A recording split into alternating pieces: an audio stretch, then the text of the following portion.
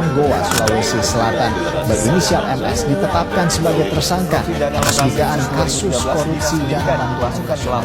Tersangka akan ditahan selama 20 hari untuk pengembangan kasus korupsi yang melibatkan sejumlah pejabat daerah. KIP, dana bos, banyak hancur ini. Gak usah tambah harap kalau memang banyak korupsi uang negara habis, bukan untuk rakyat. Korupsi bukan hanya sekedar pencurian uang, melainkan penyakit sistematik yang merusak keadilan, kepercayaan, dan masa depan bangsa.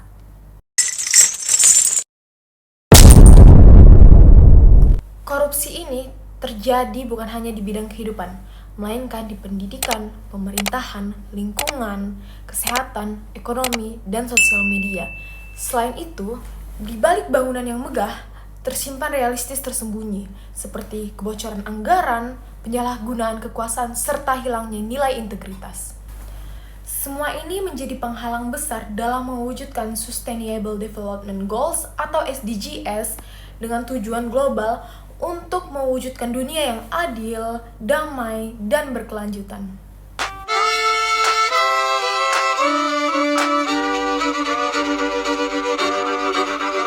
Kisah usang tikus-tikus kantor yang suka berenang di sungai yang kotor. Kisah usang tikus-tikus berdasi yang suka ingkar janji lalu sembunyi.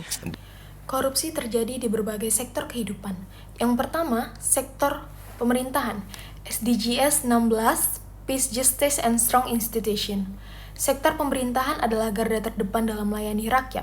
Namun, disinilah korupsi seringkali paling melingkar.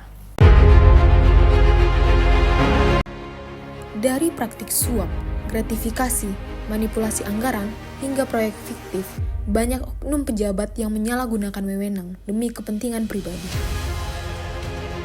Padahal, SDG 16 menuntut adanya lembaga yang kuat, transparan, dan akuntabel.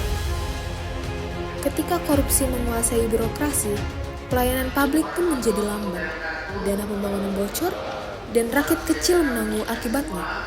Kepercayaan terhadap pemerintah pun menurun, dan cita-cita keadilan sosial semakin jauh dari kenyataan. Lalu yang kedua ada sektor pendidikan SDG 4, Quality Education.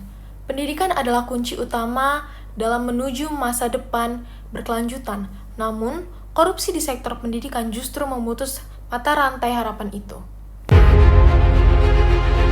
Penyalahgunaan dana bantuan operasional sekolah atau BOS, pungutan liar, hingga jual beli jabatan di lembaga pendidikan telah mencederai nilai kejujuran yang seharusnya ditanamkan di dunia pendidikan. Akibatnya, kualitas pembelajaran menurun, sarana, prasarana rusak, dan kesempatan belajar tidak merata.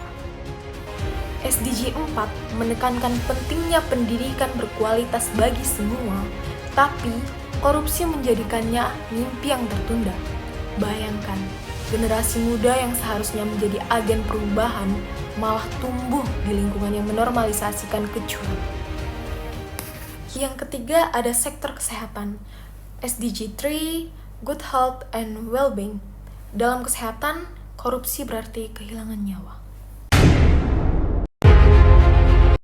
Ketika dana rumah sakit dikorupsi, obat-obatan dimarkup, dan proyek pengadaan alat medis fiktif dijalankan, masyarakat miskin menjadi korban utama. Pandemi COVID-19 menunjukkan betapa berbahayanya korupsi di bidang ini, dari penyalahgunaan dana bantuan hingga pengadaan alat pelindung diri yang tidak sesuai standar. SDG 3 menyerukan kesehatan yang layak dan kesejahteraan bagi semua. Namun, korupsi menjadikan sistem kesehatan tidak adil, mahal, dan diskriminasi. Yang keempat ada sektor lingkungan dan sumber daya alam, SDG 13 dan 15, Climate Action and Life on Land. Kerusakan lingkungan tidak hanya disebabkan oleh manusia, tetapi juga oleh korupsi yang menyertainya. Suap dalam pemberian izin tambang, pembalakan liar yang dilindungi aparat, hingga proyek reklamasi yang mengabaikan dampak ekologis adalah bentuk nyata korupsi yang merusak bumi kita. Akibatnya, hutan hilang, udara tercemar, dan bencana alam semakin sering terjadi. SDG 13 dan 15 menuntut kita untuk menjaga iklim dan ekosistem darat, namun korupsi justru mempercepat kehancurannya. Realitas inilah yang menunjukkan bahwa kejahatan lingkungan sering disembunyikan di balik kepentingan ekonomi jangka pendek. Yang kelima, ada sektor bisnis dan ekonomi, SDG 8, Decent Work and Economic Growth. Nah, SDG 8 ini mengajak negara untuk membangun ekonomi yang inklusif dan berkelanjutan, namun korupsi membuat kekayaan hanya berputar di kalangan tertentu saja. Dan yang terakhir, ada sektor media dan informasi, SDG 16, Strong Institution.